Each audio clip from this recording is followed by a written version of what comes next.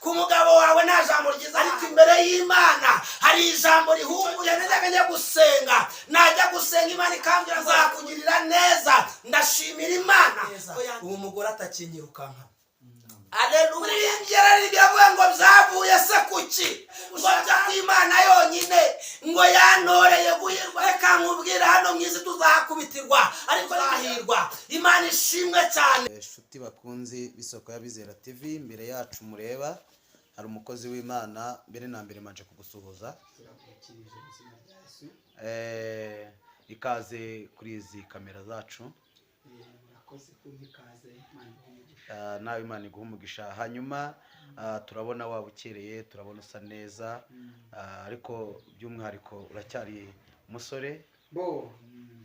Yewe mfite umugore, mfite umugore munini umwe, n'abantu bagira abagore benshi. Njye mfite umwe, bivuze ngo nta wundi uteganya n'uwo nguwo.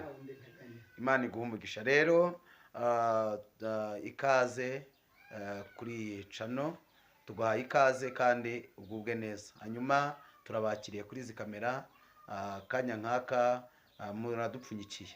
Ni ukuri pe, abona kuza gutyo gusa.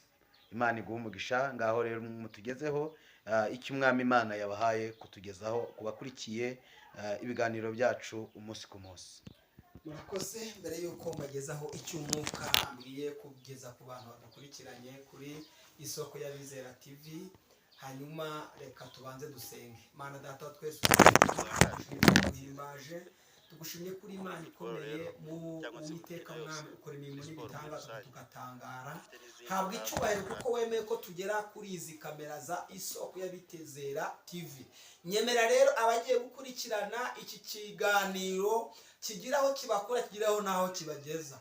Nyemerera rero uyu mugoroba cyangwa se aho bahere niba ari mu gitondo, bagira igitondo cyiza kandi iri jambo ribabature mu izina rya Yesu Kristo, amen. Hanyuma Imana ibahumugisha kumpa ikaze. Hanyuma nanjye ngira channel yitwa Izabihindura TV show.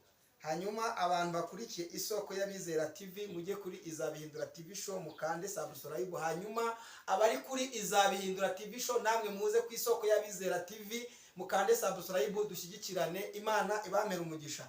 Amazina yanjye nitwa Kamanzi Theogene, ndi umugabo ndubatse, mfite umugore umwe.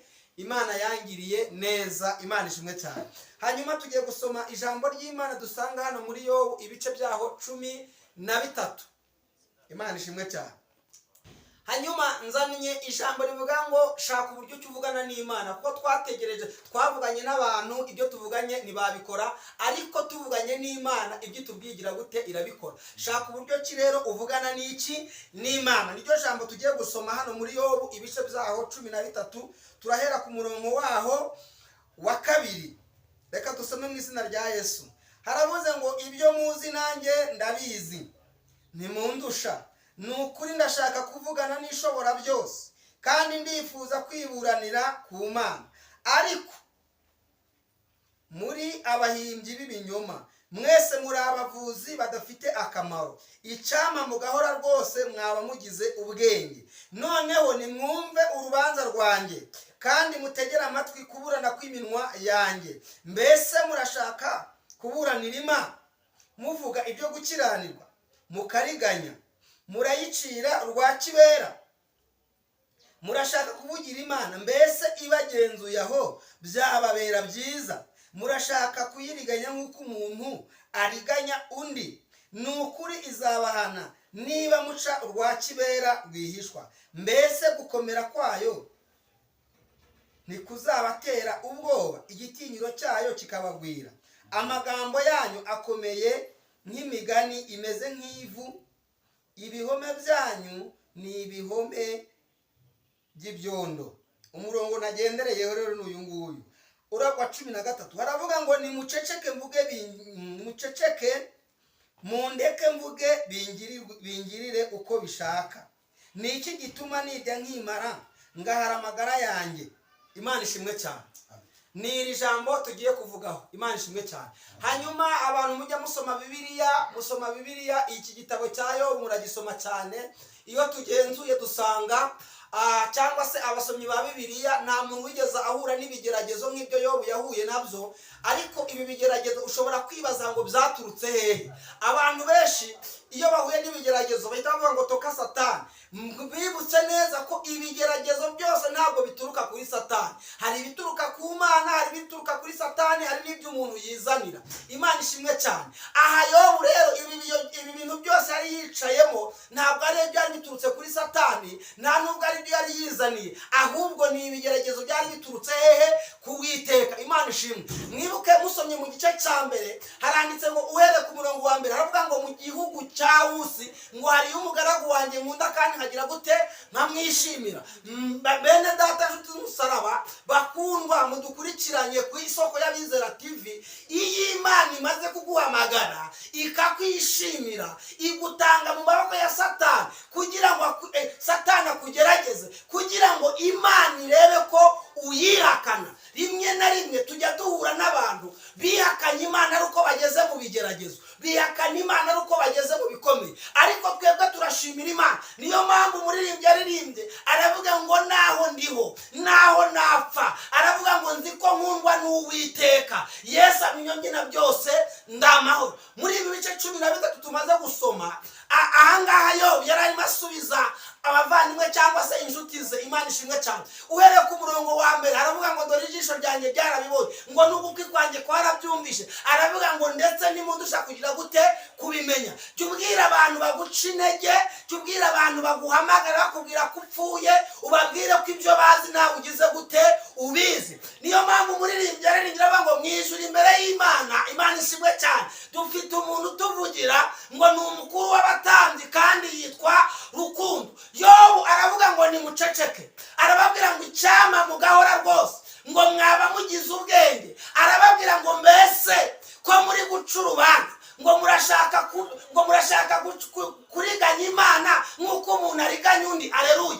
Ngo arangije aravuga ngo noneho nimwumve urubanza rwanjye, nimuceceke mutega amatwi mwumve urubanza rwanjye, mwumve kuburana kw'iminwa yanjye. Reka nkubwire nta muntu wakuburanira urubanza, ariko ijambo ry'Imana ryaravuze ngo shinga urubanza tuburane, kuko ibyo uburana ari ukuri. Imana ishimwe cyane. Gerageza urubanza rwawe urushyira imbere y'Imana. Gerageza ibibazo uri kurwana, intambara uhuye nazo zishyira imbere y'Imana. Uyu mugoroba aho uherereye, niba ari n'umugoroba, urubanza rwawe ibikunaniye bishyira imbere y'Imana. Yo barababwira ngo nimuceceke, noneho nimwumve gutaka kwanjye, nimuceceke mutegera amatwi kuburana kw'iminwa yanjye. Turashimira Imana, umunwa turacyawufite wo kuvuga imbere y'Imana, yo kubwira Imana ibitugoye. Niyo mpamvu umuririmbyi yaririmbye aravuga ngo bwira Yesu byose, ni inshuti yawe, arakunda afasha kandi afasha abashavuye. Imana ishimwe cyane. Imana ibampera umugisha. Ndibuka igihe kimwe nigeze ninjira mu ishuri ryo gusuzugurwa. Mama agasuzuguro ko mu rugo kararya. Papa niba utarahura nako Imana ikakurinda, agasuzuguro ko mu rugo kararya. Reka nkubwire uyu mugoroba twagiye tubwira abantu, gerageza uyu munsi wa none mugiriye inama. Ijambo niko rivuze, genda ushinga urubanza imbere y'Uwiteka, genda ubwire Imana, uyibwire ibikurembeshe. Icyo gihe mura n'urugamba rukomeye. Umugore wanjye aransiga aragenda. Haleluya. Uribaza ngo byagenze gute? Aho narakubitiwe, aho narasuzuguriwe, aho nahambariye ubusa, aho abantu barambuze mbura icyo mvuga, ariko ngeze imbere y'Imana, nshinze urubanza imbere y'Imana, ngiye gusenga, mbwira Imana nti none ko bincanze biragenda gute? Imana irambwira ngo impamvu ngucishije muri ziriya nzira ngo ni ukugira ngo wubake ingo zasenyutse. Reka nkubwire mama, Imana nta santima igira.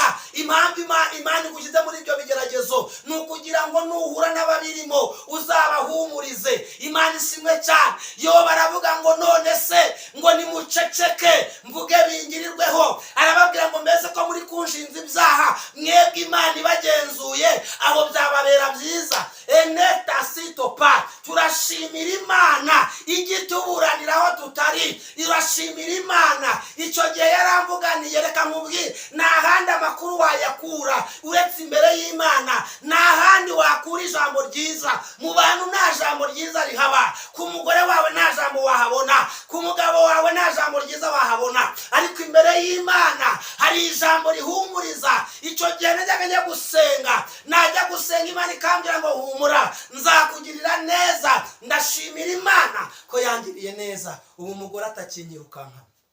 Aleluya. Muririmbyi yararimbye avuga ngo byavuye se kuki? Ngo byavuye ku gushaka kw'Imana yonyine, ngo yantoreye guhirwa mu ijuru. Reka nkubwira, hano mu isi tuzakubitirwa, ariko nitugera mu ijuru tuzahirwa. Imana ishimwe cyane. Hano mu isi turahababarizwa. Hari umuririmbyi waririmbye aravuga ngo twebwe wacunguje ayo maraso yawe, ngo turababazwa bugacya bukira, ngo ariko dutegereje kurengerwa nawe, ngo mbese uzaza ryari? Hamagara Imana, baza Imana, yibaze ngo mbese igihe cyawe cyageze. Imana ishimwe cyane. Mukundwa, abadukurikiye bari muri iki gihugu, abadukurikira bari hanze y'igihugu, abari ku isi hose, reka nkubwire, ibyawe bishyira imbere y'Imana. Yobu yaravuze ngo mbese aho Imana ibagenzuye byababera byiza. Aravuga ngo nimuceceke noneho mvuge bingirirweho. Arababwira ngo nimuceceke mutegere amatwi kuburana kw'iminwa yanjye. Umuririmbyi yavuze ngo iki? Yaravuze ngo amaso yanjye niyazamureba, n'ugutwi kwanjye niko kuzamwumva, ntabwo ari ayundi. Imana ishimwe cyane. Haleluya, haleluya. Hari ibintu nkunda iyo ugeze imbere y'Imana ubabaye, iyo ugeze imbere y'Imana bikomeye, Imana irakubwira ngo mwana wanjye humura, nzakugirira neza. Jambo ry'Imana ryavuze ngo iki? Ryaravuze ngo nzakujya imbere, ahataringaniye nzaharinganiza. Imana ishimwe cyane. Reka nkubwire, Yobu ngo arababwira ngo ibyo muzi nanjye ngize gute? Ndabizi. Imana ishimwe cyane.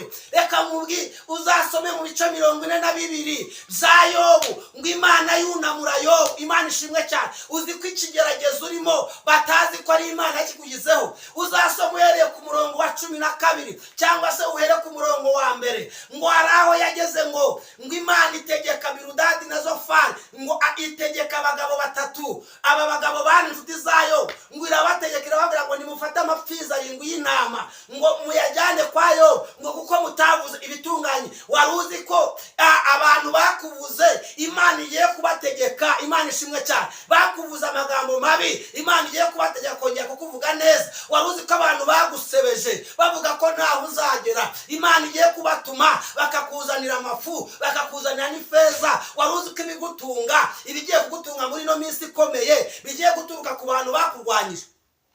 Henesi topai God. Imana ishimwe cyane. Ngo nuko Imana ibwira abo bagabo batatu, ngo irababwira ngo kuko mutakoze ibyo gukiranuka imbere y'umugaragu wanjye, ngo kuko nitegereze nkabona Yobu ariwe nishimira kandi ariwe nkunda, ngo nimufate amapfizi 7 y'intama ndetse n'ayene n'ay'ibimasa, ngo mujye ku mugaragu wanjye Yobu, ngo kuko ariwe nishimira kandi ari gukiranuka. Ngo ibyo bintu ni ikiguzi, ngo nukugira ngo abatambira igitambo cyoswa. Ijambo ry'Imana rarikunze, ngo Bibiliya ngo maze nabo ngo bahita bagenda birukanka batazuya. Ndakwibutsa uyu mugoroba, ndakwibutsa aya masaha, ndakwibutsa mama, ndakwibutsa umugambi w'Imana ntuyoba. Umugambi w'Imana ku buzima bwawe ntabwo uyoba. Reka nkubwire, Imana niza kugutabara nawe izagisha inama. Ntabwo izavuga ngo ni Ferediyana cyangwa ni Rufosina, irabizi ko ari wowe. Imana ishimwe cyane. Bibiliya ivuze ngo iki mu bice 42, ngo maze Yobu akemera kubasabira kuwiteka, ngo akemera kubatambira ibitambo byonswa, ngo akemera kubasabira imbabazi kuko batakoze ibyo gukiranuka imbere ye, ngo Imana ihera kwiramwunamura. Imana ishimwe cyane. Umva Imana. Amen. Haleluya. Turashimira Imana. Reka nkubwire, hari igihe kimwe nge nabanye n'umugore tudasezeranye. Imana ishimwe cyane. Tugera igihe cyo gusezerana, nge akazi kanjye kari karahagaze. Imana impamagaye ngo nyikorere, akazi kanjye karahagarara. Imana ishimwe cyane. Ariko dupanga ko tugiye gusezerana, arambwe tujya inama nk'uko abantu bajya inama. Arangije turavuga ngo tuzakirira abantu mu rugo. Niwe wagiraga akazi yaracuruzaga Kimiro, nari nzi ko azazana amafaranga tukagura ibyo duhaha tukakiriza abashyitsi. habura iminsi 2 ngo tujye gusezerana hari ku wa 4 ku itariki 6 arambwira ngo ninza n'amafaranga tujye guhaha. Haleluya, amen. Kura amaso ku bantu, ndangije ndamubwira ni mbese wowe ufite angahe? Arambwira ngo habe n'igiceri cy'icumi mfite. Ndamubwira ni none se ufite nta na make ufite ngo nkongerere, kandi ntayo nari mfite.